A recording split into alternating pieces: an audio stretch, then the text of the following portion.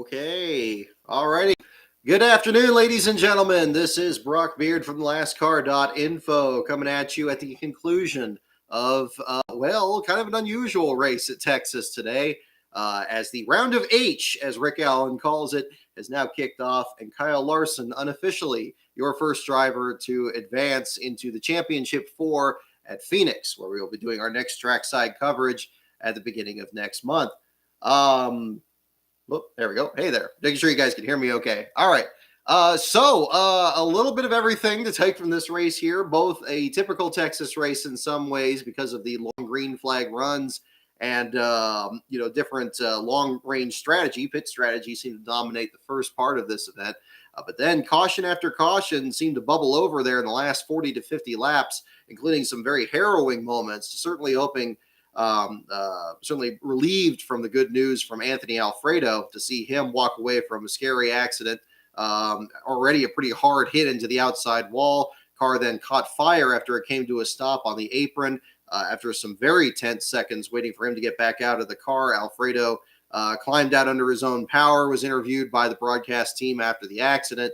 So it looks to be okay after that one there. But the day belongs again, so far, pending post-race inspection to Kyle Larson, who is now his 8th win of the season. And most critically, this one advancing him to the championship 4, which he was practically assured of by having the large point lead coming into this race. But seeing what happened to some of his other playoff contenders, that was certainly no guarantee in one way or another. But Larson, your winner over William Byron. Byron had one of the only other cars that could even stay in the same zip code as him, despite the actual competition in this event, taking back the second spot. Christopher Bell, third in this race. I believe he was third in this race last year, driving for the Levine family team, where they did a throwback paint scheme for this race. Overcame a lot in this one. Brad Keselowski in 4th. Great showing for him to try to shore up a spot in the playoffs. Came into this one as the 8th seed in the round of 8. But now gets to gain some points in this one. Kevin Harvick in 5th, right after being eliminated. Ryan Blaney in 6th. Chase Elliott 7th. Kyle Busch, all kinds of frustrated out there, finishing in the 8th spot. Tyler Reddick seemed to have even much better car than that. Shades of his runner-up finish to teammate Austin Dillon at this same track last year. In this case, Reddick continuing to challenge for Kyle Larson's lead. Both of them known for running the high line at many other tracks. But this time here, Reddick gets shaken out and finishes in the 9th spot. Daniel Suarez running out the top 10, getting another top 10 for the Trackhouse team as they wrap up their first season in the next few weeks here. Their first season as a single car operation, that is, but not without some controversy after some contact with Martin Truex Jr., who appeared to throw a block into turns 3 and 4 and ended up paying the price with interest there after pounding the outside wall with the right side of his number 19. Truex also climbing out of that car afterwards, and his day was done and dropping back in the lineup there. Denny Hamlin just outside the top 10 despite severe nose damage after an incident with Chris Buescher on the back straightaway. Then you have Eric Jones in the 12th spot, maintaining, I would believe, his best average of this being a track where he's known as having the most consistent finishes. This one's certainly helping, even driving for the 43 team. Matt DiBenedetto, Austin Dillon, and Chase Briscoe, the aforementioned one, ending up last driver on the lead lap in the 15th spot. So a lot to kind of look at from that aspect. But at the back of the field there, certainly from describing this, for those of you who, for people that haven't watched this race yet or are watching this after the fact instead of the race or something, it sounds like this was a lot wilder of a race than it was. What we had was a scenario that usually we see at tracks like Dover, where you have a self-cleaning surface, tight packs, and often a big wreck in the early laps. Dover has had this happen. Not so much in recent years. I guess in the Xfinity Series it's happened a couple times. But in the Cup Series, it used to happen quite often. 1995 is one example. 2008 is another. Where you have a field-clearing wreck and then long green flag runs because you have just so few cars left over to actually settle the distance. We had a little bit of that, of course, after the big wreck on lap 30, or lap 31, rather, on the back straightaway. Bubba Wallace making an aggressive move to get through the pack. Unfortunately, the car lost control at the worst possible time, right as the second pack was closing in on him. And we had Ross Chastain, Alex Bowman were at the front of that, and it ended up involving pretty much anybody that was in that second pack there, including 3 of the 4 Rick Ware cars. Garrett Smithley, the one survivor from that was able to kind of go back out and finish in the 24th spot unofficially, which now ties his best finish in the Cup Series from, I believe, last year at Indianapolis. So great effort for him. This was definitely a race that when you have a big wreck like that, it's going to benefit a lot of these teams that don't get talked about that often and don't usually get a good finish. And that was definitely another aspect from this. But of course, that big wreck ended up solidifying the last place battle to that point. Joey Gase was one of a couple of drivers that was getting lapped in the early stages of the event before the competition caution. And since he was still a lap down when the wreck happened, that pretty much ended up handing him the last place spot. Both he and Justin Haley looked like they were trying to find a hole through the wreck and get through it. Unfortunately, that hole closed up for both drivers, and both of them ended up with some of the most severe damage in the wreck. Certainly Haley did. Also Ryan Preece in particular. It looked like other drivers been able to keep going, kind of like we had in Indianapolis when Smithley had that great run before. Of course, you had that pit road incident there in what was so far the last Brickyard 400. Now that we have the Indy Grand Prix circuit as the event for that one. But Gase, regardless, your last place finisher, unofficially the 8th different car number with which he has finished last in a Cup Series race. His first 2 of his 9 total came with the number 32 of Go Fast Racing, which is no longer in operation, at least in the Cup Series. But since then, completely different numbers, including 3 of the 4 numbers for Rick Ware Racing. We'll see if he runs the 52 before the team figures out where how many cars are going to be running or the details of their technical alliance there with Stewart Haas Racing. More information on that will certainly be revealed further down the line.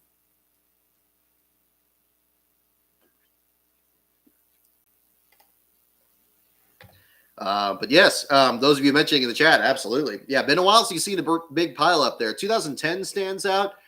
There was a big wreck on the front straightaway in the dog leg there. Of course, before the current reconfiguration to this kind of quasi Kentucky layout that they have nowadays. But back then, you had very much a situation where incident happens among the leaders. I believe Jeff Gordon, Tony Stewart, and others were involved in that one, and it just created a big mess. But again, Texas is no stranger to this, and it's for its distant history. Both its 97 and 98 races, the first 2 Cup races held here, were marred by very serious accidents in the first couple of laps that cleared a lot of the field. Just an incident at the very initial start. Wasn't quite the situation here. We had a few more laps under them. But again, Texas has been a track where there's been a bit of controversy over how raceable it is, whether it's a matter of survival or not. Usually single car incidents or at most maybe 2 car incidents have been typical across all of NASCAR's top 3 series in recent years since the reconfiguration. But today we certainly saw something very different in that sense. And, certainly a lot of teams leaving with pretty battered race cars, including some that weren't entirely expected to. Joey Logano with the engine failure has dropped him to the bottom of the field in the round of 8. Martin Truex Jr., after the aforementioned wreck into the wall after the contact from Suarez, drops him well back in the lineup. We had all kinds of just chaos from this one here at the same time. But so definitely a different ones to kind of look at there too. Scott Speed with the save. I'm trying to remember on that one. That goes a bit further back right there. So certainly another one to look at there. But yes, Joey Gase, again, unofficially your last place finisher. Cody Ware in the 38th spot, Justin Haley in 37th, Ryan Preece in 36th, and Ryan Newman rounding out the bottom 5. All of them among the 8 drivers that were eliminated in the big accident. I believe at least more than 10 were actually collected in it. Ross Chastain, give a shout out to the 42 and the Chip Ganassi team, as the 42 team in particular is going to cease to be after this year. The one will basically live on as the second Trackhouse entry next year. But the 42 team did a tremendous job on getting that car back out there. I fully expected, after seeing the damage to him, that he was just going to go behind the wall under the damaged vehicle policy like other drivers there, but that was not the case. Let's see, in the results here, still shows him 23 laps down. I'm sure, a lot of that attested to the damage that he had there, but finishing just ahead of Anthony Alfredo here. Alfredo, of course, eliminated in his accident. So, yeah, again, kudos to the 42 team. You can't give up, and certainly that's about the same case for the championship contenders as well. So a lot of toing and froing here. The nucleus of drivers that I think is most interesting, and we'll certainly talk about here tonight as well, is drivers from 22nd through 27th in this lineup. This is the one where after Truex was eliminated, it looked like it was going to shuffle the order even more and bring these drivers up. Certainly, once they were able to clear the accident scene, it was becoming eye opening as to who was actually able to kind of work their way back up there. In this group, we have B.J. McLeod, the 22nd spot, David Starr in 23rd, Garrett Smithley in 24th, Josh Bilicki in 26th, behind Martin Truex in 25th, and 27th with the Timmy Hill, the number 13 car from Carl Long's team, Motorsports Business Management. First time they've actually started a Cup points race with that entry since Nashville. And they, of course, also ran the All-Star Race Open back when we were covering that back in June. But good to see two Carl Long entries out there and for both of them to get good finishes. Certainly hope that that's something that's going to help out the Long effort as they continue to wrap up this season and look ahead to whatever their plans are going to be next year. That's going to be the next kind of question to look at from there. But kudos to that group in particular. I think those are ones that really kind of stand out.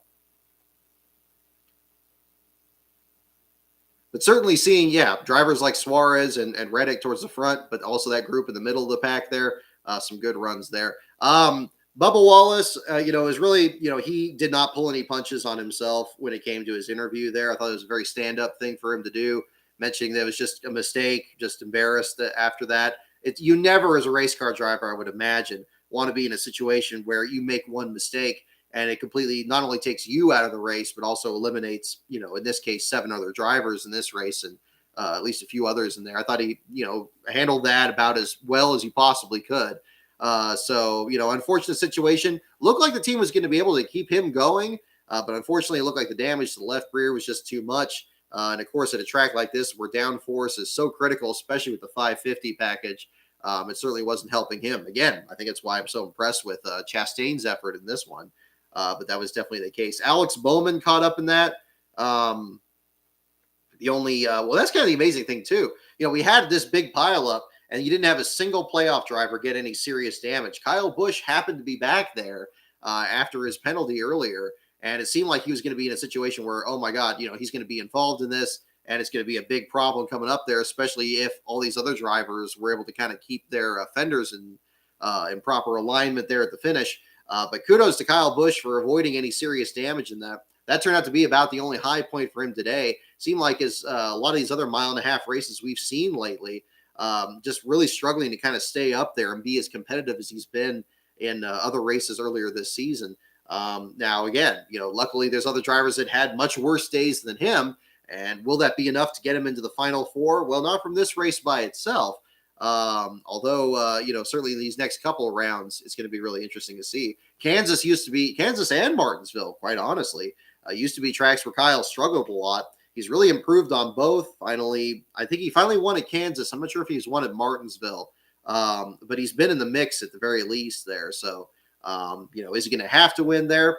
Probably not now at this point. When you had Truex and Logano drop to the back of the pack, it definitely helped things out quite a bit for him. But that's going to be another story to kind of look at going forward here as well.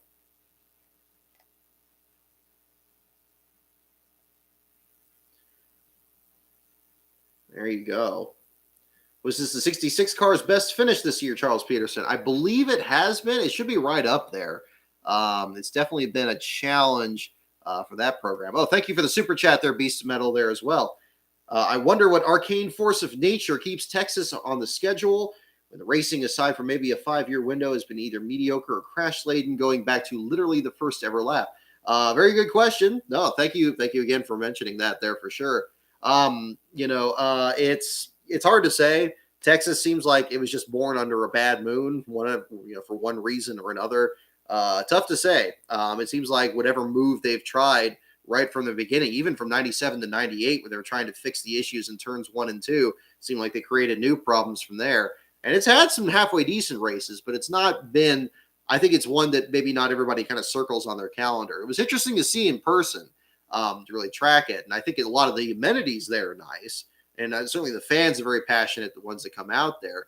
But yeah, in terms of the racing, it just doesn't seem to play off quite as well in that sense. Kyle won in 2016 at Martinsville. Okay, thank you, Glenn 7000. Absolutely. Where let me get the results here on this and follow up on the 66 there as well.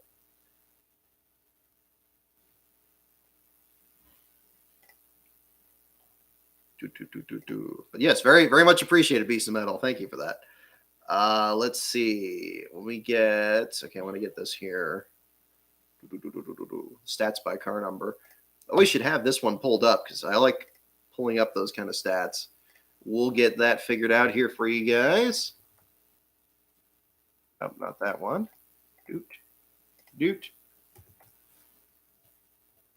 Let's see. So, yeah, 23rd unofficially in the race results for Star.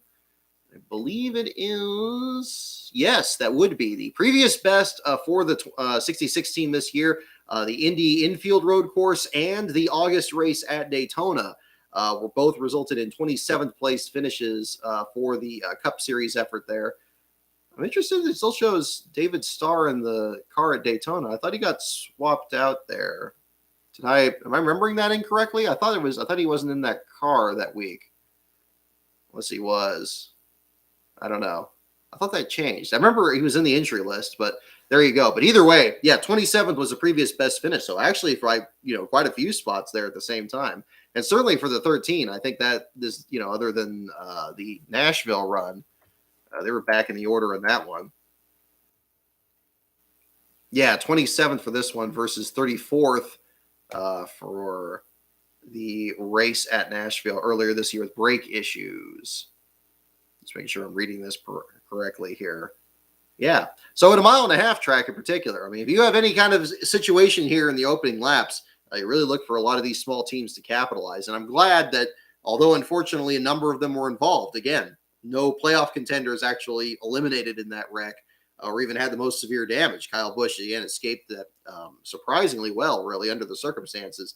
Ended up tearing up a lot of equipment. Both JTG Darty cars were involved. Again, 3 of the 4 Rick Ware Racing injuries. Alex Bowman in there. I mean, just a big, big mess in that sense. But kudos again to the 66 team. That's certainly good to see. Yeah, Davison was in the 66 for Talladega. Okay, maybe that was the one that got swapped in. Okay. I think I was just remembering that wrong.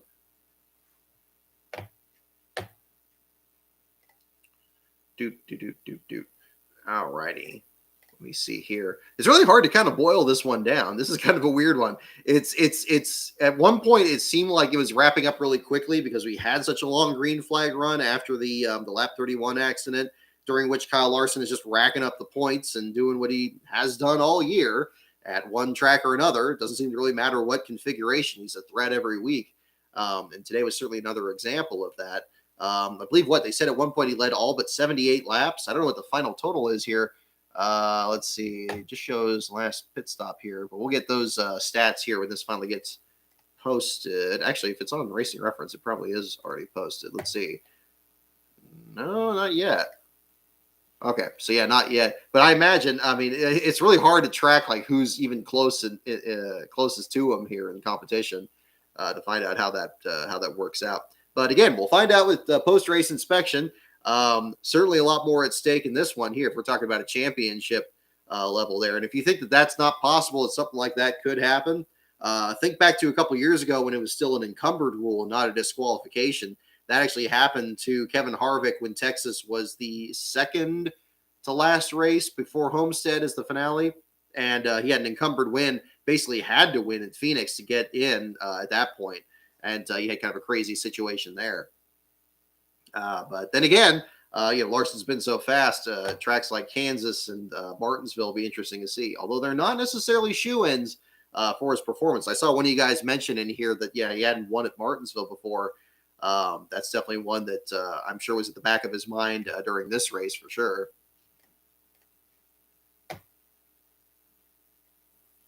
Just make this a 100-mile race because that's when all the highlights happen. Yeah, exactly. Hey, Matt Parsons, thank you for catching up here in the chat. Sorry I couldn't get any last place pictures. That big crash made it hard. I bet it did. I'm seeing some of those pictures there from the infield there. It looked like it was just absolutely Grand Central Station. If you're towing in about at least 8 cars, if not more, from that one, and everybody already loading up at the same time to get ready for the next round there in Kansas. It was pretty big mess there from that situation. But that's certainly all of that kind of working out.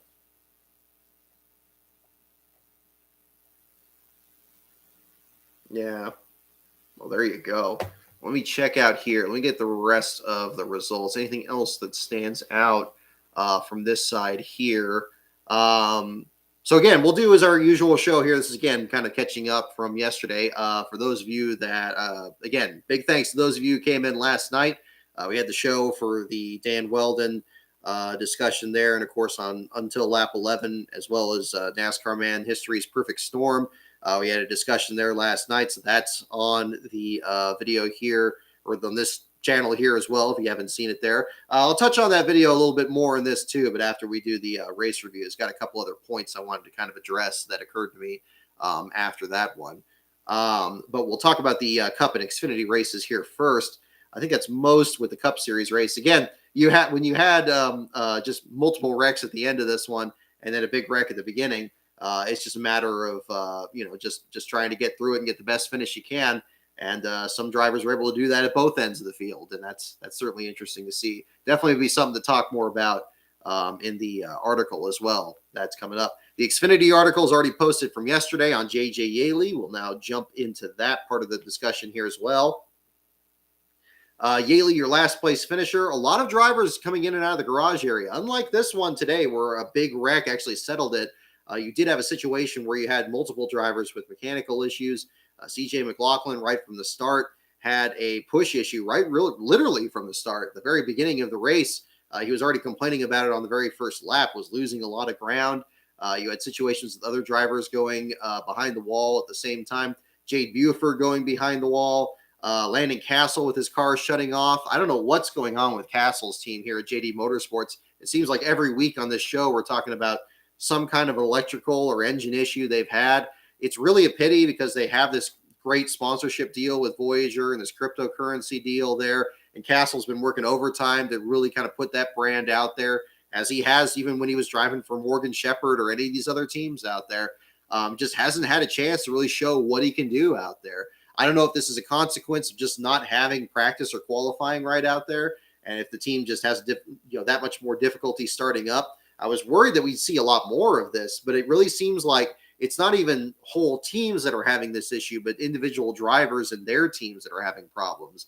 And we see this from one week to the next, and that's certainly been the case with the 4-car here in these last few weeks. Ultimately, Castle climbed to 36th place before the electrical issues that were holding them back finally took him out of the race. Couldn't quite catch up to CJ McLaughlin after he had wrecked. By this point, Yaley had an engine failure.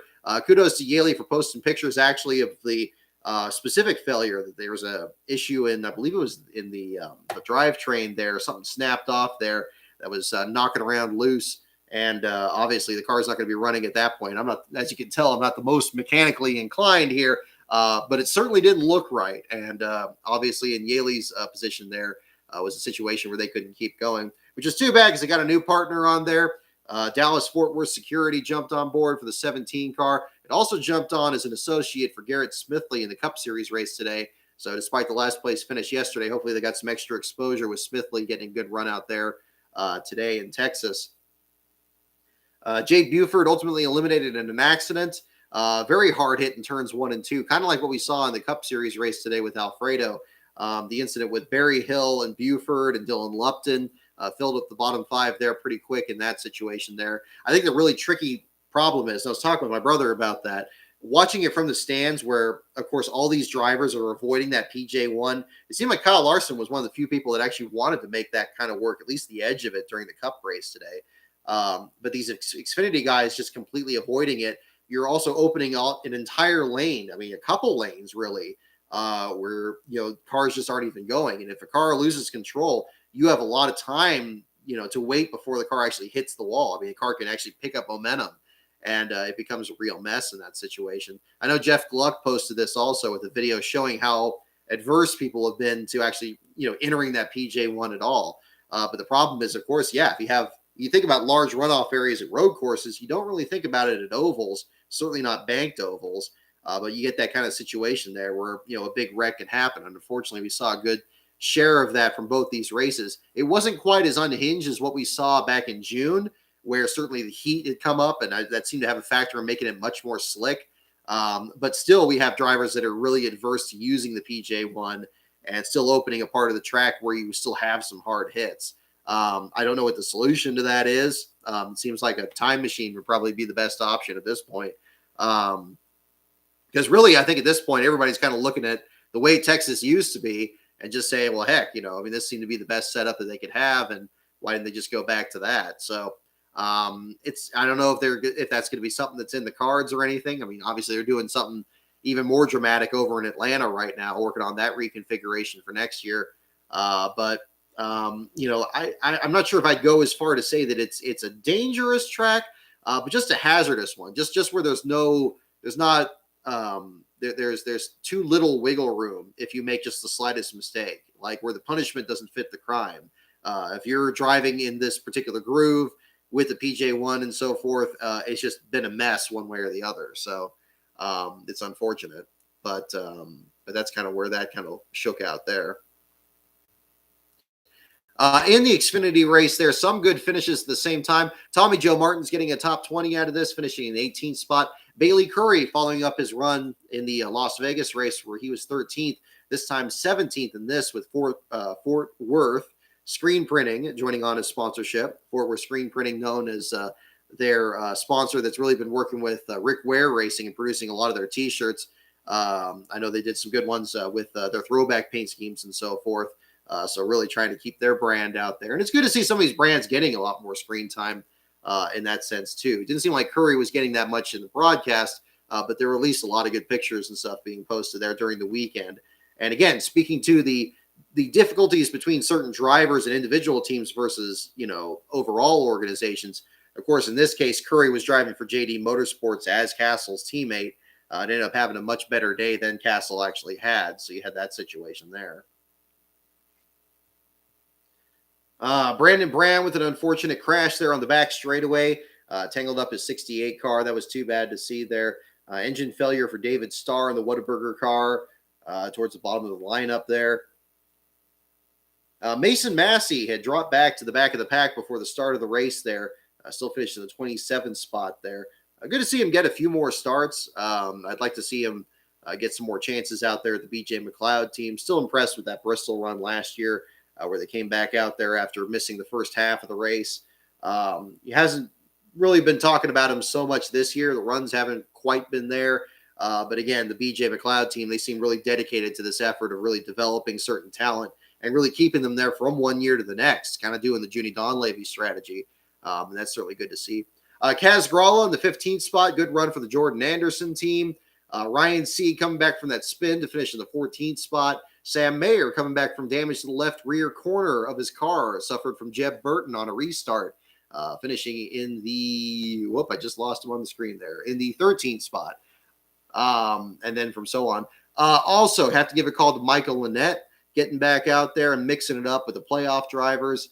Michael finishing in the 9th spot in the Rick Mast, or at least Rick Mast adjacent paint job there on the Allstate Peterbilt Group Chevrolet there. So that was certainly good to see. And just his second race back since the injury that knocked him out of the playoffs, and now ultimately him leaving full-time racing at the end of this season.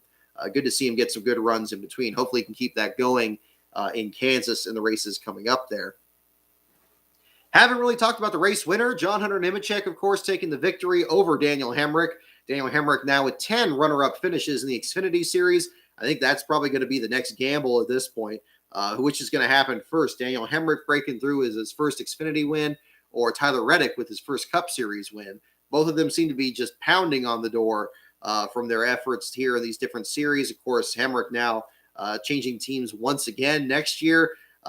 Is it going to happen in these next final rounds for these two drivers? It's very difficult, certainly under the playoffs. Although in the Xfinity Series, it seems like with the 54 team being as strong as it is, and Colleagues team, of course, at the same time, you're having other drivers that aren't even playoff contenders really mixing it up, whereas we're not really seeing that in the Cup Series other than, of course, Bubba Wallace's win back at Talladega a few weeks ago. Other runs here, Austin Hill in the 20th spot. Seemed like he was on his way to a top 10. I was very pleased with how well the 61 was going. Much kind of like with Suarez today in the Sunday race. Seemed like he got kind of shaken out in the last laps there and dropped a bit further back. Reddick in that same blush too with the Cup Series race. But Austin Hill showing 20th there in his last couple of runs there in the Hattori portion of the Carl Long effort, the number 61 car. I don't know how many more starts he has in that car, if he's going to run the Phoenix finale or not. But that'll be interesting to see these next couple of rounds here as the season very quickly is now wrapping up. It always seems like when you get to these last like 5 races, it gets to a point where it's almost kind of wrapping up even quicker than ever, even though it's moving at the same pace it always does. So that's kind of the situation there. All right. And that's pretty much it. I mean, it's kind of fairly open and shut with a lot of these here. Certainly the superlatives you could add about Kyle Larson and his victory here and getting into the championship 4 and other competitors trying to do the very best that they can out there. That's certainly good to see. Hey there, Kenneth Terry. Thank you for joining the chat here tonight. Yeah, Kyle Larson. I guess that's the next part to really ask. I mean, it's very easy to pick whoever is just one in the round of 8 here to advance to the round of 4, with still Kansas and Martinsville coming up to set the remainder of the field. But can we now say that Kyle Larson is the favorite to win the championship?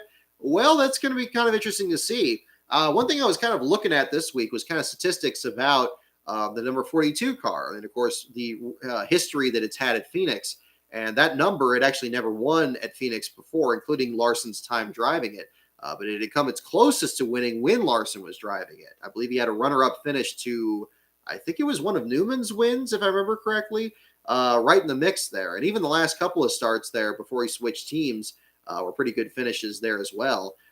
You have to go even further back. I believe 1993 with Kyle Petty to some decent runs there with the 42 car back then. Now, of course, Larson's not driving for that team anymore. Now driving for Hendrick Motorsports, who has now won the last year's championship with 9 car. The number 5 itself is, of course, won the championship before with Terry Labonte in 1996. But it's also come close to heartbreak at the same time, too. If you think about Mark Martin in 2009, having that dominant season under a different point system and going against Jimmy Johnson during the strongest part of his career. Mark Martin coming up short in the championship bid there. It'd be interesting to see the number 5 break through again, even after the continued team reorganizations over at Hendrick, and that it's ostensibly a completely different team than what even Mark Martin had back in 2009. It would still be interesting to see. I'm a big fan of the numerology of the sport here because I think that is kind of the connection between the past and the future. I think if we ever went to triple-digit numbers one day, I think a big part of the sport would actually be lost in the transition there. So that's kind of another one to look at.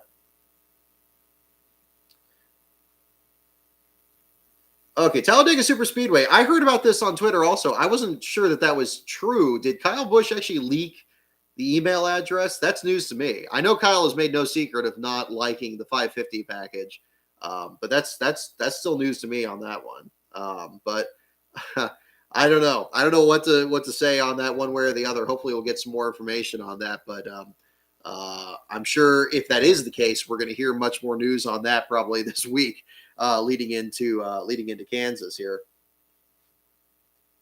But yeah, Larson looking like he's going to be really tough for this too. Even though it's a track that he's never won on, but again, that didn't stop Chase Elliott last year.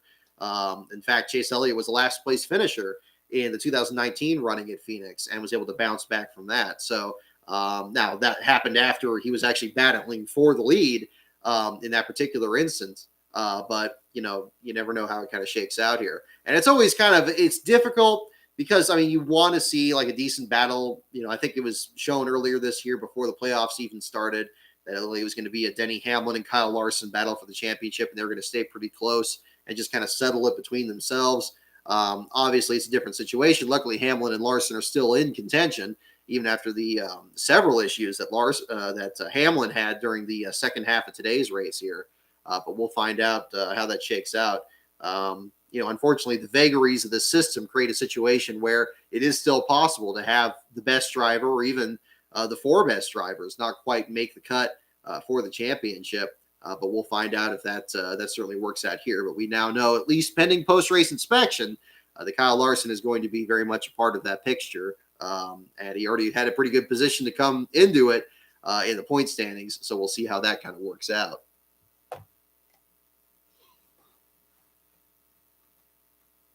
Yeah, see, there you go. RD Fox, talking about the numbers, the triple digit numbers and that too. Yeah, that was always, there's a throwback there too. It was always frustrating if you wanted to put like a James Finch number in there, it would force you to put a 1 in front of the number and the timing and scoring. So that would be kind of interesting. Just Racing, I like your solution there. They should start building everything is bigger in Texas 3 Mile Super Speedway. That would be a big one for sure. Yeah, I don't know. It's going to be interesting to certainly talk about here too. But yes, 53 car is going to be your last place finisher for the race today, pending post race inspection. Last place finisher for yesterday was JJ Yaley, so a potential weekend sweep by Rick Ware Racing, although their Xfinity effort is a combined effort with Bobby Daughter's SS Greenlight Racing. But again, we'll find out some additional information on that coming up here. So we'll certainly do that. All righty. So that's probably the long and short of it on the Cup and Xfinity races. If you guys have any other questions about this, is it buffering? That's not good. All righty. Well, I'll keep this here in the background as a transition here. If you guys have any other questions about the action from the Cup Series or the Xfinity races this weekend, definitely drop those in the chat, and I'd be happy to address those there as well. You do not need to make them super chats, just to be clear. So you can certainly jump on that at the same time. Good on your end? Okay, good. Hopefully it's not too bad on this end. Hey there, Kenneth Terry. Thank you for checking out the Weldon video for sure. I guess we'll talk about that next here at the same time. But yes, I think it's going to be an interesting stretch for the championship, though. Just to kind of put a bow on that. I'm kind of relieved actually that Larson won, because I would hate to have a situation where he wouldn't make it. Obviously, after what happened with Kevin Harvick last year, where he was so dominant and had to just throw everything at Martinsville and just didn't have a good run there and end up missing the cut. It's good that we're not having that situation, at least from Larson. And again, I think it's definitely putting everybody else on notice, given how dominant he was during the race today too. So we're certainly going to find that out. So a couple things I want to touch on, of course, with the Weldon video here, I'll mention at the same time. So again, first of all, thank you so much for everyone for checking it out. And supporting it and sharing the links and getting it out there and everything. I think, and as again, for those of you who weren't in the show yesterday, it really means a lot hearing everybody's stories and everybody discussing what happened at Las Vegas a decade ago. And really, it was eye-opening to me just how fresh those memories were for so many people. 10 years can go by really quickly, and for some people, it really sounded like it wasn't even that long ago. And in many other cases, were stories that probably just didn't bear thinking about. They were just kind of, I think Marshall Pruitt expressed this in his article when he talked with Townsend Bell. It's just something you just kind of leave on the shelf and just try to ignore. It's certainly challenging and in that sense. And I know, and again, NASCAR Man was in the chat here yesterday.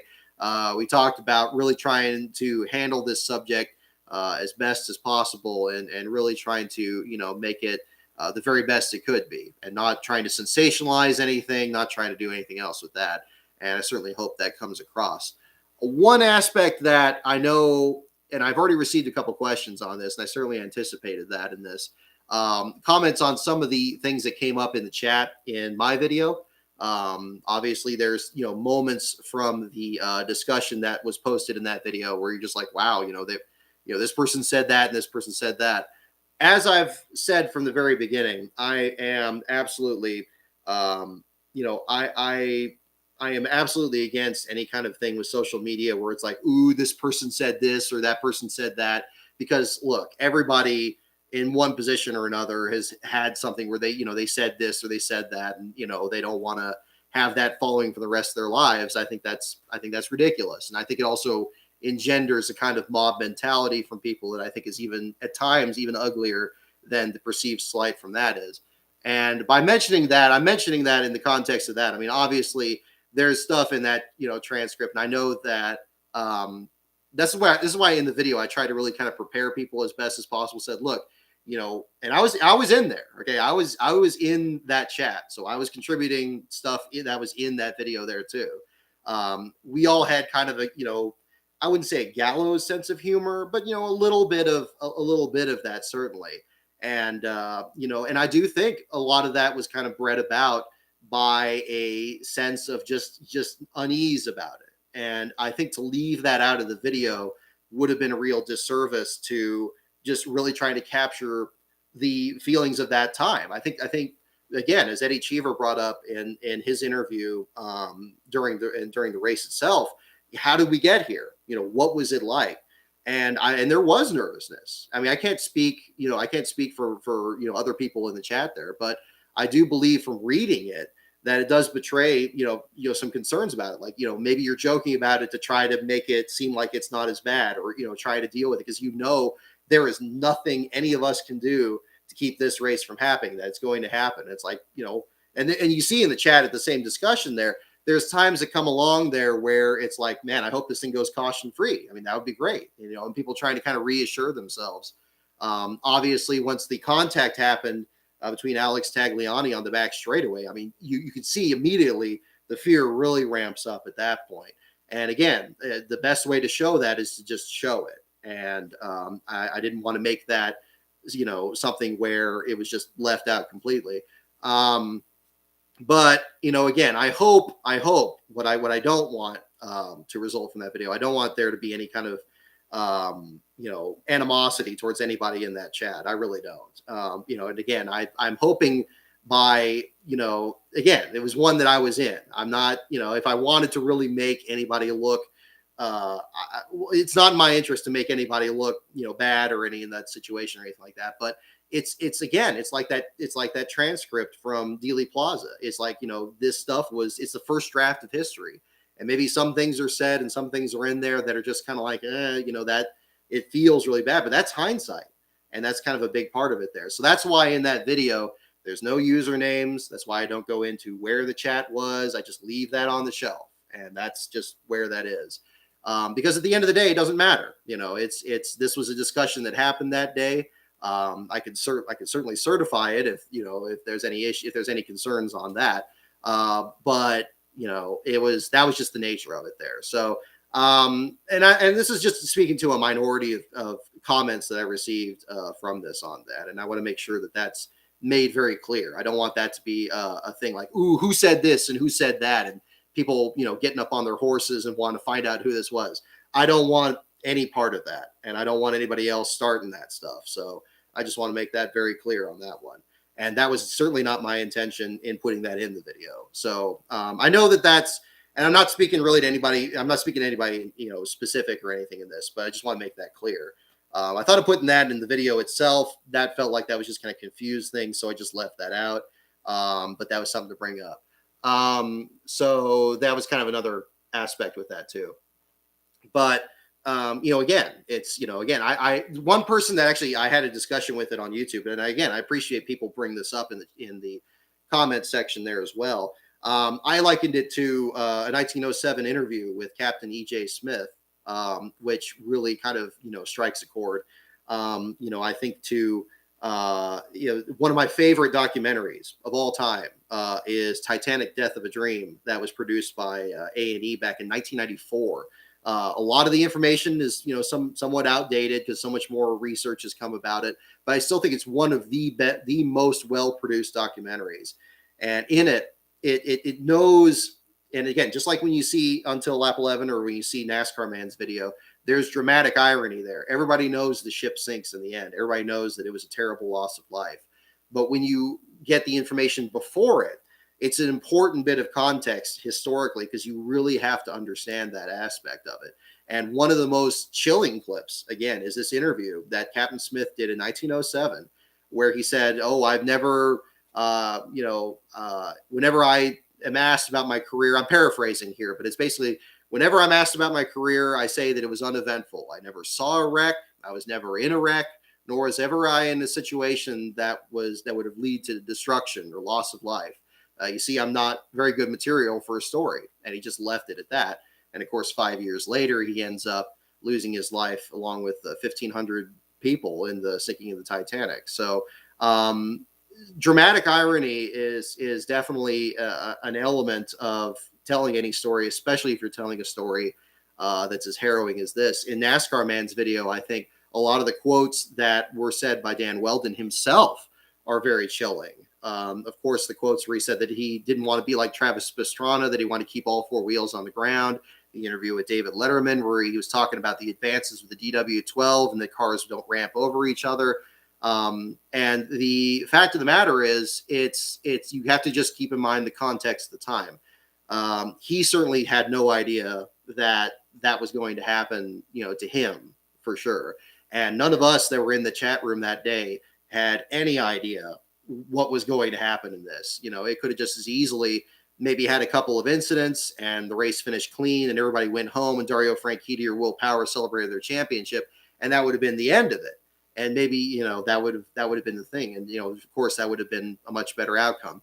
But nobody knows. Nobody knows until something happens, and that's where that comes in. So I definitely want to make sure to address that and put that out there, because I think that's an element of that definitely people noticed. And I also want to say that to assure people that are seeing it, because I know that from the responses to people that had seen the video, how personal it was for everybody, how deeply people felt the horror of what happened that day, that it was that profound of a moment for them.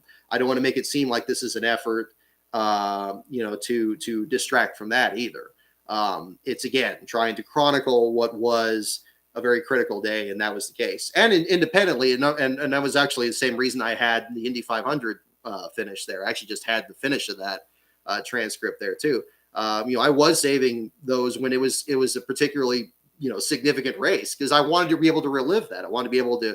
These are only in good times. It'd be like you would look at it and be like, "Wow, what was it like when J.R. Hildebrand hit that wall?" I kind of want to remember what that was like and check that out. And that's, it just stayed on my hard drive. I don't have any plans for it. But then, of course, with the anniversary coming up and talking with NASCAR Man on his project, it seemed like it would have been a bad idea not to use it, quite honestly. So that was really the situation there at that time there. So I definitely wanted to kind of bring that up at the same time there. Did I get a question here? What was it going here? Yeah, thank you, Blake Thiemann, for your quote on that there too.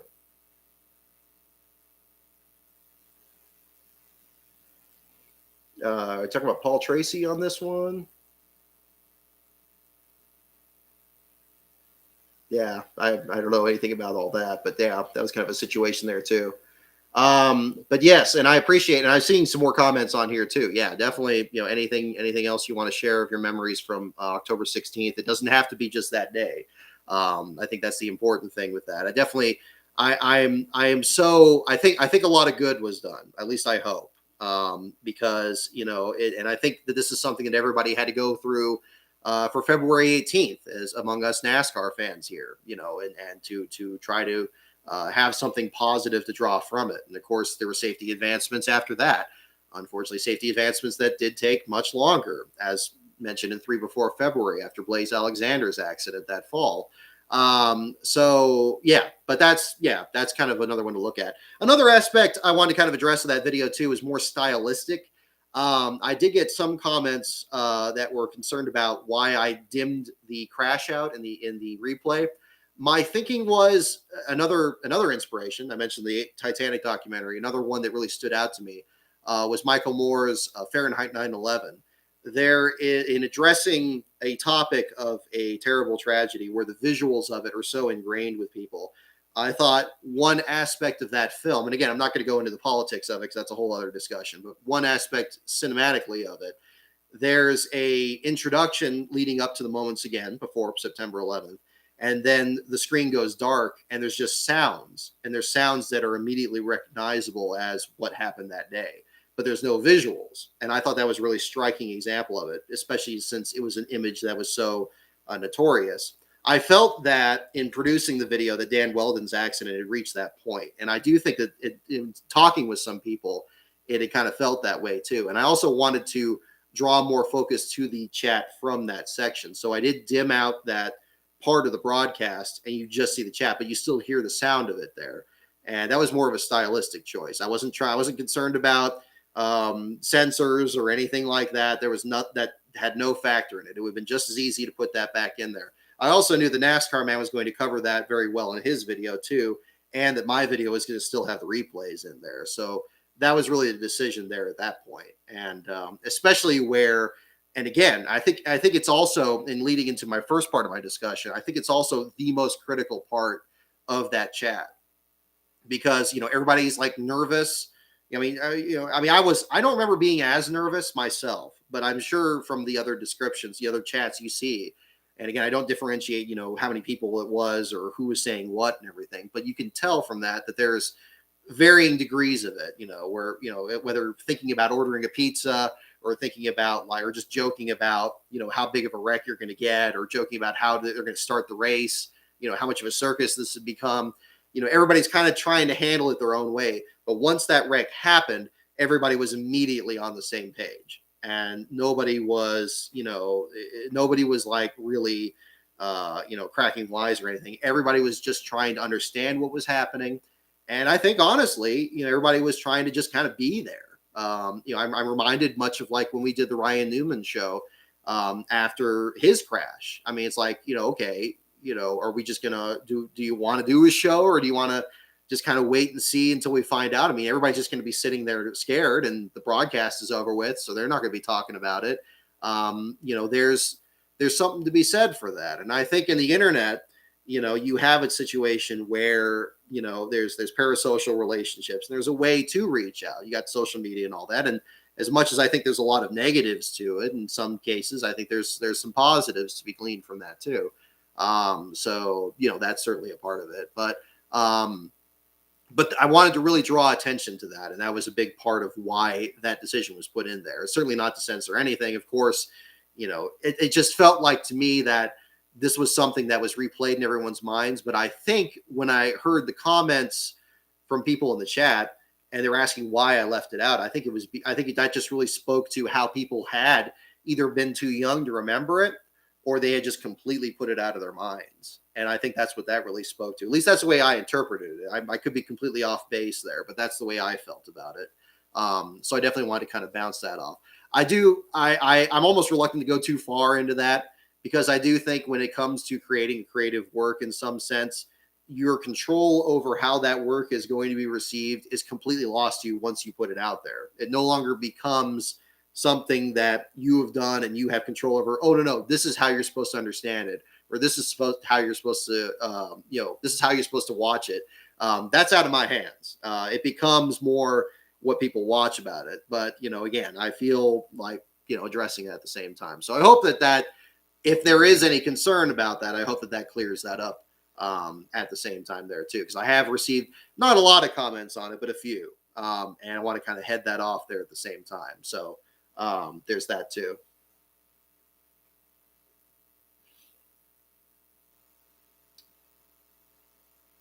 Yeah. So yeah, there you go. Matt James.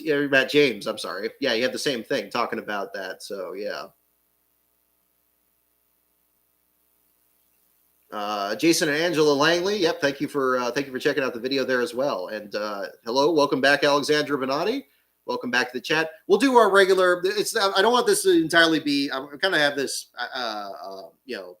entirely be too different from our regular weekly shows. We'll certainly do trivia. I even have a show and tell segment here that's on a completely different subject here. So we have that coming up here for you guys, and we'll do that there in a bit. But I'll keep the floor open here if you guys have any other questions on, again, the race weekend action, as well as the Weldon videos or anything else in between. I'd be happy to cover that as we do on our weekly shows. Thank you everyone for tuning in. We got 63 people in here. I didn't think we'd have that many people, given that the Texas race was kind of Kyle Larson kind of stomped the field there in the same sense. So that too.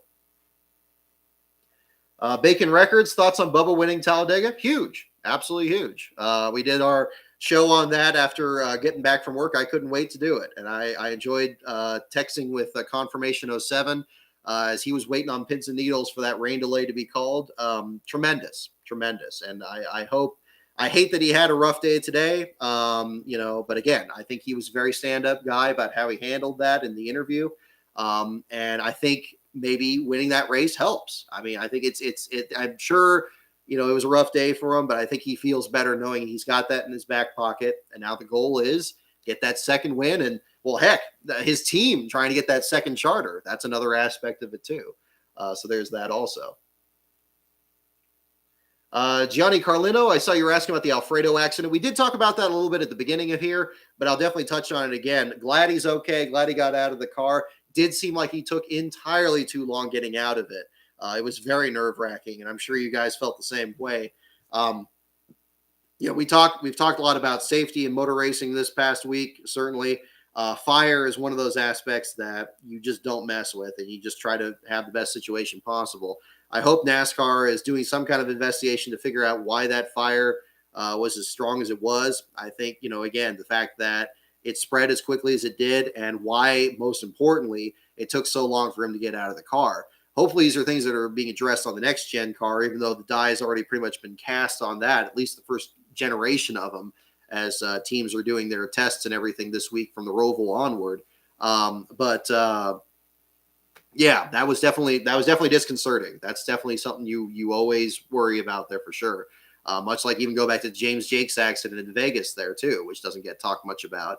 That those seconds count. As much as I'm not a big fan of throwing cautions that end races, I think if you have fire anywhere near one of these cars, it should be treated as the utmost seriousness that it should be.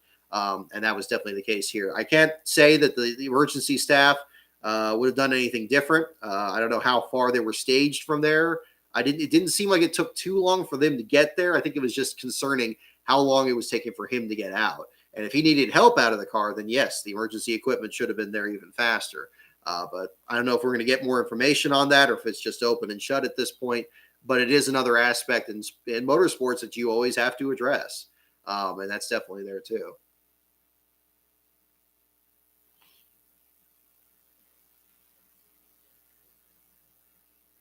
But yeah. Worst injuries are fully expensive. Yeah, I mean, pack racing, yeah, very, very different kind of a situation there too. Oh, I see. Some people had questions about that. Gotcha. Just looking at the other chats here too.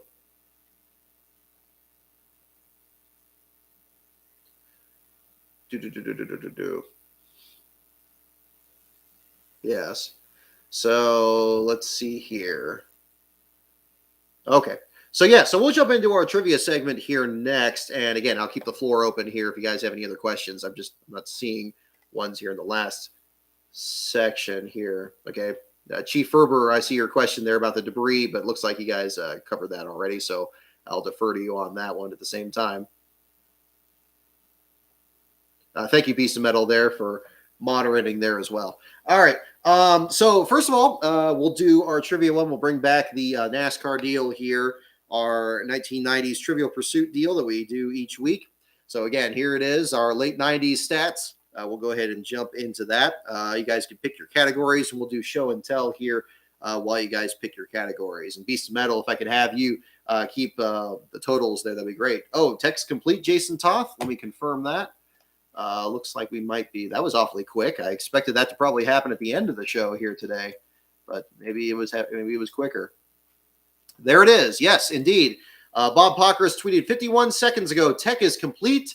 Larson is the winner. One loose or missing lug. Monetary fine to crew chief Kyle Busch, Tyler Reddick, and Kurt Busch cars. So there it is, folks.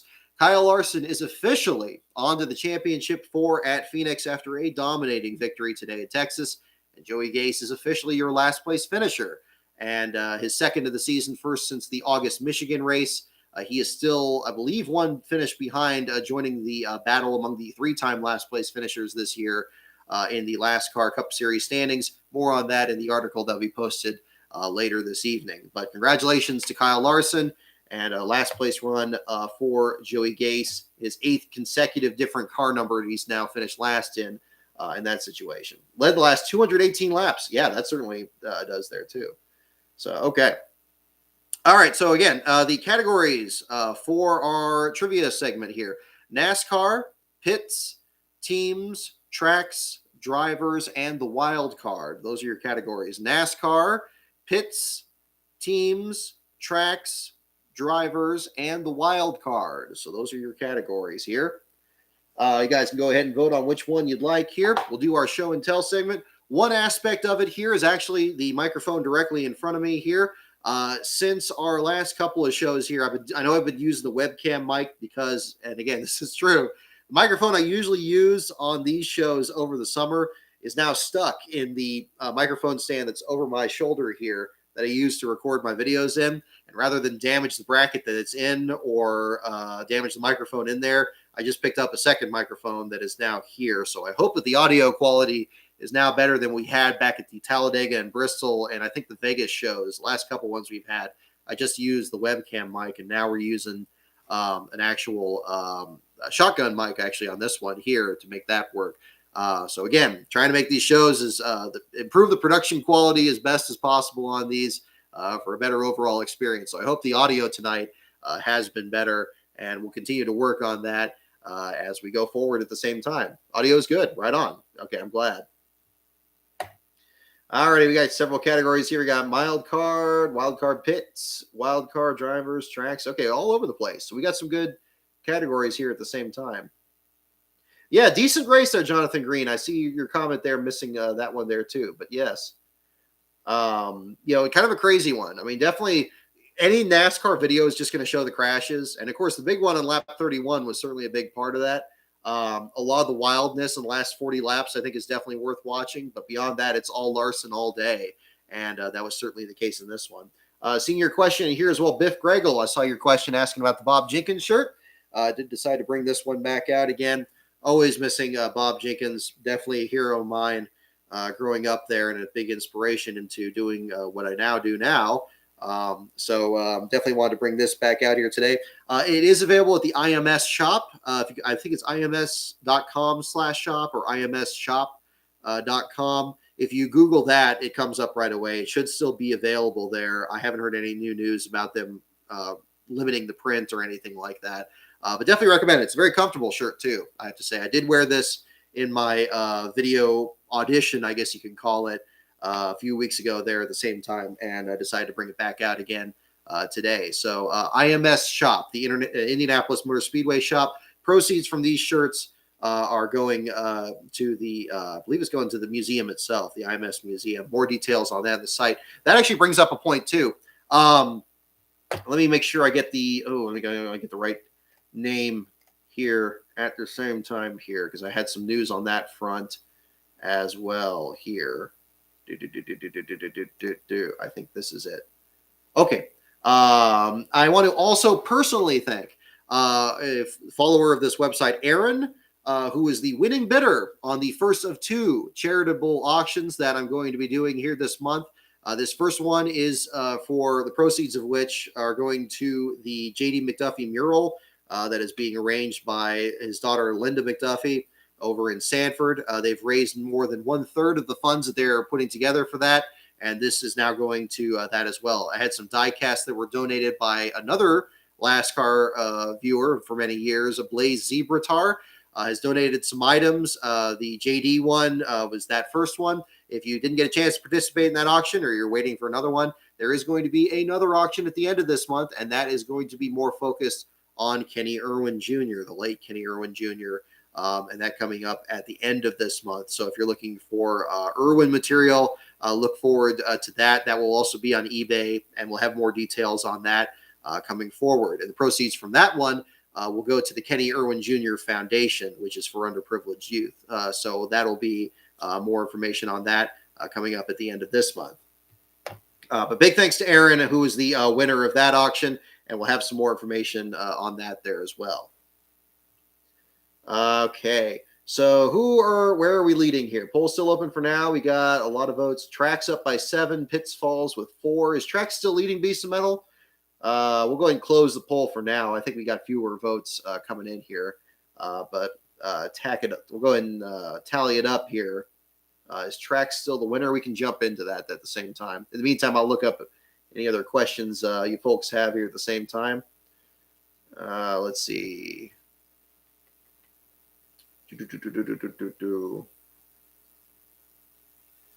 Yeah, here for actual entertainment after the Texas Snooze Fest. Yeah, there you go. Exactly.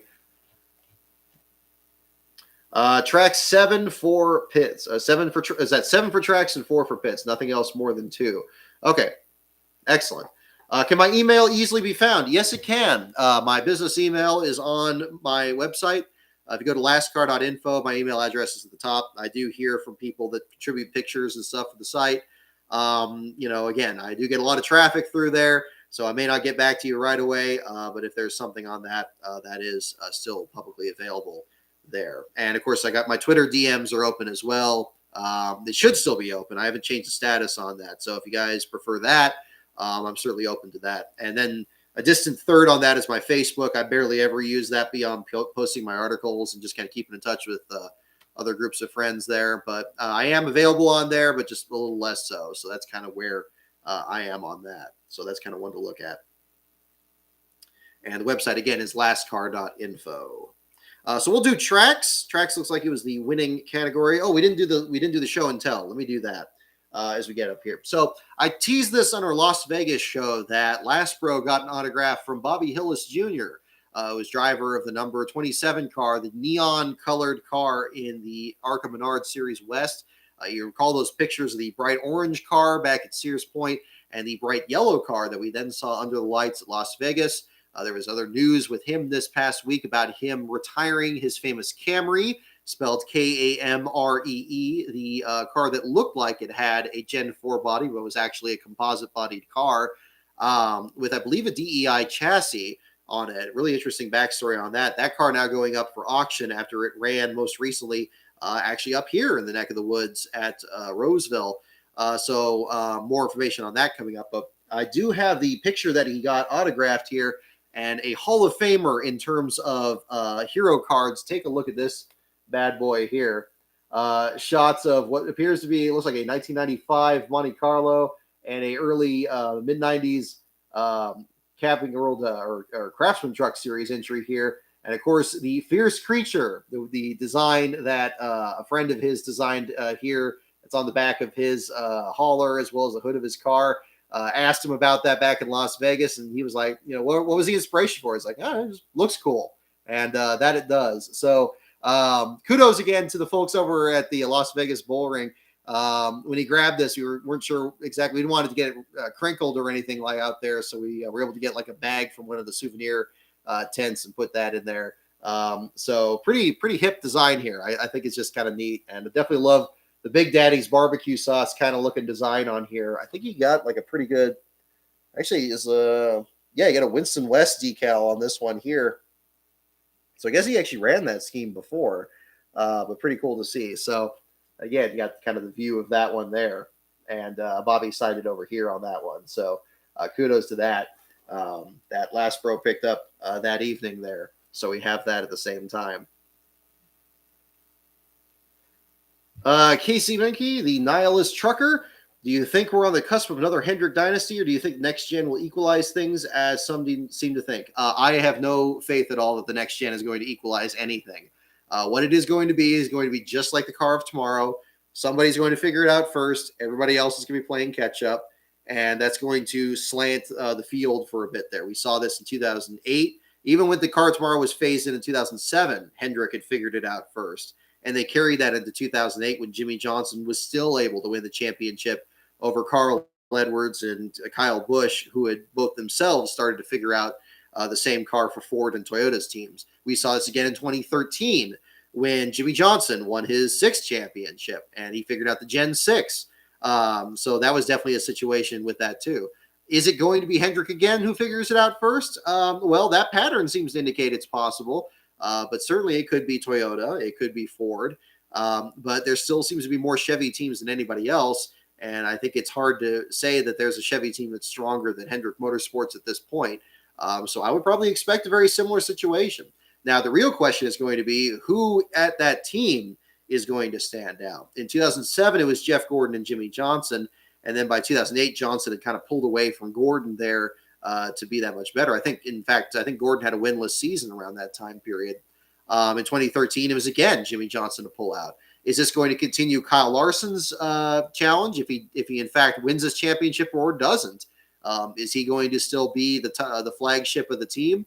Or is it going to be somebody like William Byron or Alex Bowman or Chase Elliott? That's going to be the real question. Which of the Hendrick guys is going to pull out? Or is Ford or Toyota going to figure it out?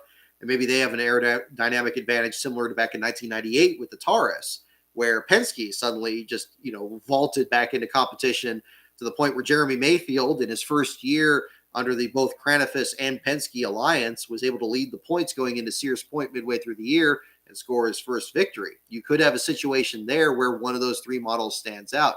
Doesn't seem like we're heading to that because it seems like they're trying to equalize these cars as much as possible. So I would think probably a Hendrick 2008 or 2013 situation is probably more likely. Could be completely wrong about that because that's not my area of expertise. The real question you should have is which of these cars is going to get the first last car championship with the next gen car. And of course, the first last place finish of the season when the next gen car rolls into Los Angeles for the Clash at the Coliseum, which we're still planning on attending. So we'll find out what happens from there. Bring Jimmy Johnson back. Yeah, there you go. If we did, who knows? Okay, so yes, the topic is tracks. We'll go ahead and get into our first question. All righty. What 1994 NASCAR Winston Cup race had more than 1 million ticket requests? What 1994 NASCAR Winston Cup race had more than 1 million ticket requests? Our first question of the evening. The first last car champ will be Rick Ware Racing. Will it? Keep in mind that they have the Stewart-Haas Alliance now. Even though Stewart-Haas was off this year, I can't imagine they would get slower because of that. So we'll see. Is it going to be the Loris Hesseman's team? Is it going to be the Hesseberg group? Is it going to be, is it going to be the second 2311 car, which may not have a charter? Is it going to be the second Trackhouse entry? It could be up there. Kurt Busch is still very much in the mix in the last car championship this year with the one car. So it could be up there.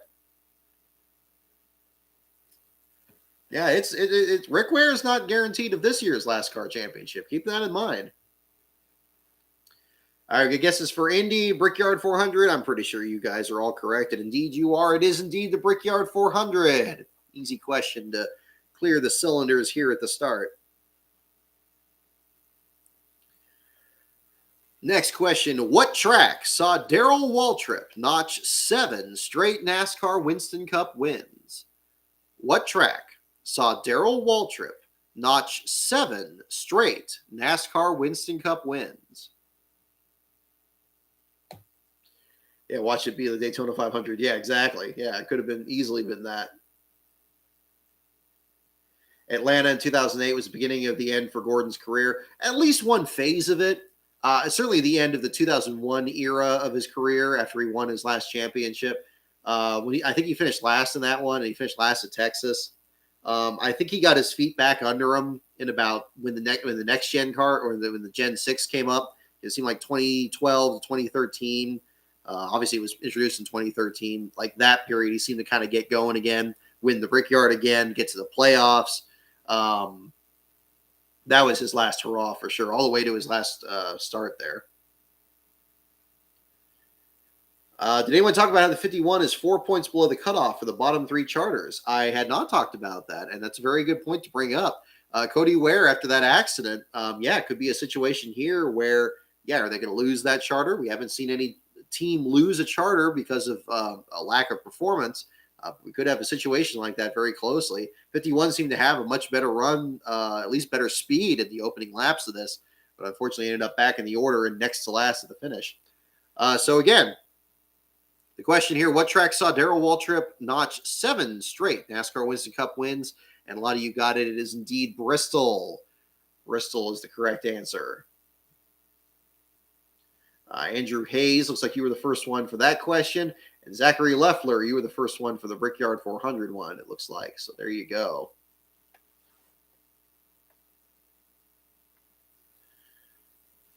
All righty. Here we go. Here's a good one for an upcoming track here. Who set the qualifying record at Phoenix with a lap of 131.579 miles per hour in 1997? Who, don't look it up, who set the qualifying record at Phoenix with a 131.579 mile per hour lap in 1997? Yeah, there's a good one. There's a good one. Think about your 97 pole winners. People who would have been the 98 Bud Shootout, who set the qualifying record at Phoenix with a 131.579 mile per hour lap in 1997. Could be somebody in second round qualifying too. Maybe a possible Brett Bodine situation. We'll see. Dad says Rudd. Okay, there you go. Mark Martin, Elliott, Jarrett, Gordon, Rudd. We got several good guesses. There's a Labonte. There we go. Which one, Terry or Bobby? Got to think about that. Joe Nemechek. See, good guesses. Beverages again. Code Red out of a Ricky Craven cup. Who set the qualifying record at Phoenix with a 131.579 mile per hour lap run in 1997. Did I drop a hint? Oh, well, was it this guy? I don't know. Who knows? All right, here we go. The answer is Bobby Hamilton, the late, great Bobby Hamilton Sr. Bobby Hamilton. I always guess out loud instead of the chat. Right on. I'm glad this is that interactive. I'm glad that's working out. Especially for a show like this that didn't really have much of a format to begin with and still kind of doesn't.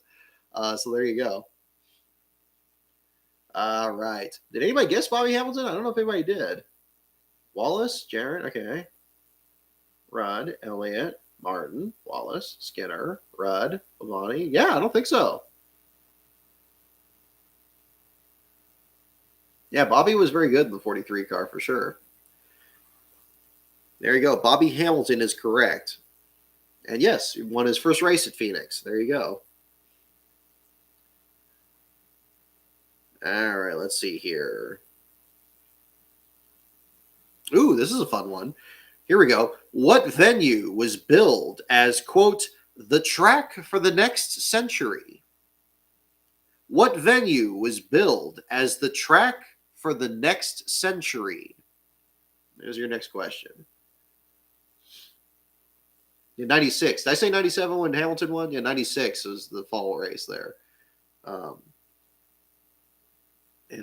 Throwback paint scheme, if I remember correctly. He had some nice paint jobs that year.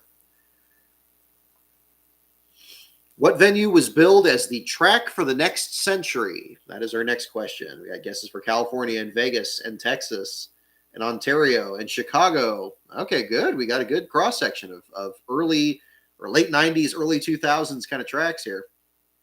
Maybe Kansas? Yeah, you never know.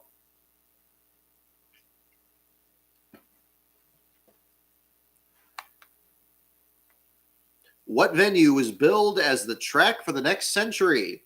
Here it comes. The answer is Las Vegas. Las Vegas. I thought for sure it was going to be Fontana. That seemed like that was going to be the obvious one. But nope, Las Vegas is the answer. Wow. Well, that's some timing. RD Fox 76. Looks like you were the first one on that. You had a couple guesses for Texas and Fontana before that. Good guesses all, but yes. WF Hornet, I like that. Wilkesboro should market itself as the track of the last century and feature cheap concessions and tickets. There you go. Yeah, I've never heard of that either. Of course, I didn't really follow the development of the Vegas track either.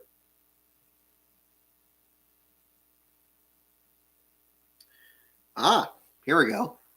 What was found behind the ticket office trap door at Middle Georgia Raceway? What was found behind the ticket office trap door at Middle Georgia Raceway? It does sound kind of Vegas-y. It's very sensational, and that definitely works. What was found behind the ticket office trap door at Middle Georgia Raceway is the next question. Yeah, it seems like it could be anything. I mean, yeah, Halloween's coming up. It could be something spooky. You never know. Is it spooky? Is it? Or is it not? Button this one up here. 256 of 334 laps led for Kyle Larson, including the last 218. The last lead change happened on lap 116 of the race, or lap 117, technically. And there you go. Oh, gosh. Look at this. Well, look at this. Racing Reference here shows if there was, under the non-playoff standings, Larson and Hamlin would be tied for the lead at this point. And third place, Ryan Blaney, would be 237 points back of the pair. I mean, talk about, if there's any doubt who the two best drivers are this year, if Hamlin doesn't make the last four, it will be a failing of the system once again. So that would be it.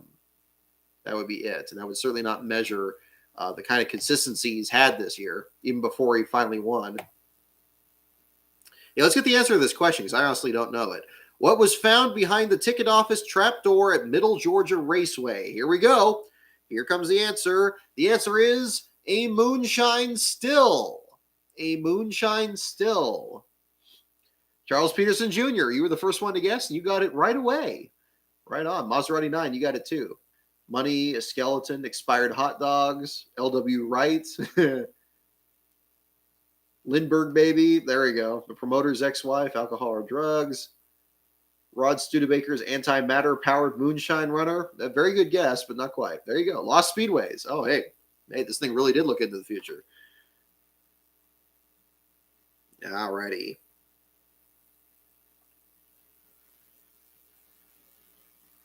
Let's see. That's a good one here. Okay, next question. What was the first track lighted for night racing in the modern Winston Cup era? What was the first track lighted for night racing in the modern Winston Cup era? So I'm going to get Bob Pockris on the line, and we'll ask him which track has lights here. Which track has lights? Does it have lights? We'll find out. What was the first track lighted for night racing in the modern Winston Cup era? All right, guesses for Charlotte and Bristol and Charlotte and Charlotte and Bristol.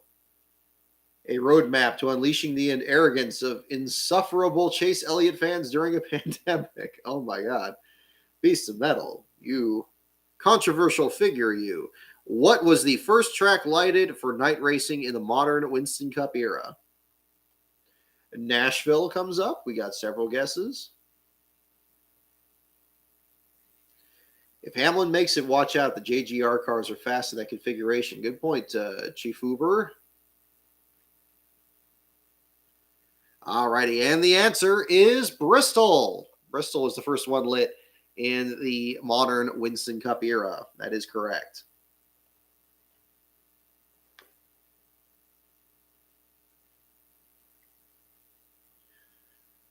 All righty.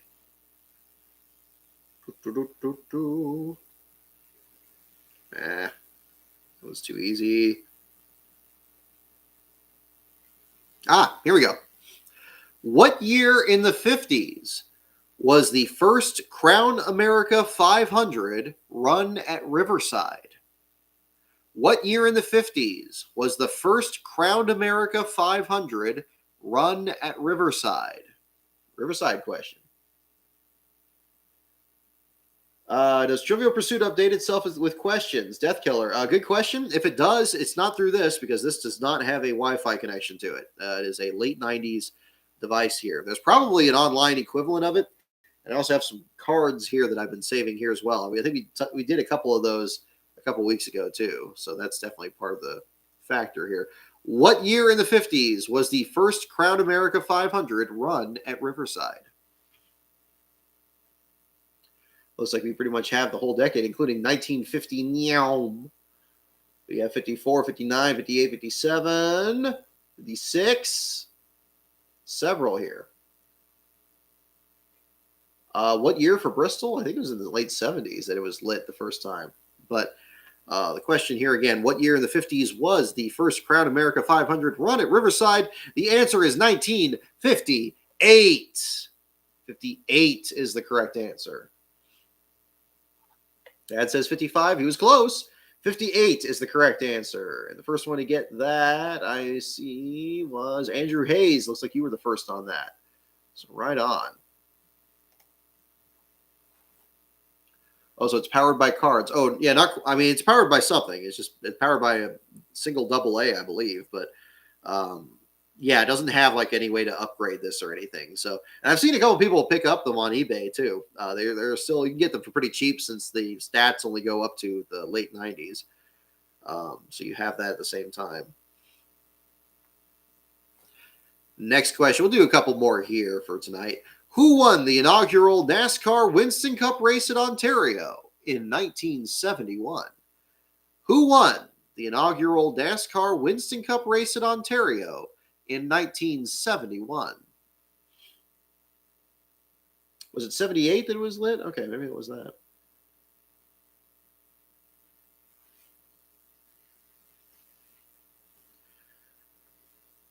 Who won the inaugural NASCAR Winston Cup race at Ontario in 1971? That is the question.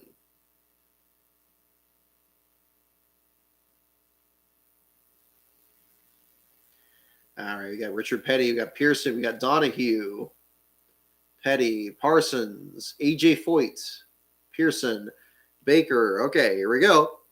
Who won the inaugural NASCAR Winston Cup race at Ontario in 1971? The answer is AJ Foyt. There you go. First one to guess. You got it. Charles Peterson Jr., you got that one.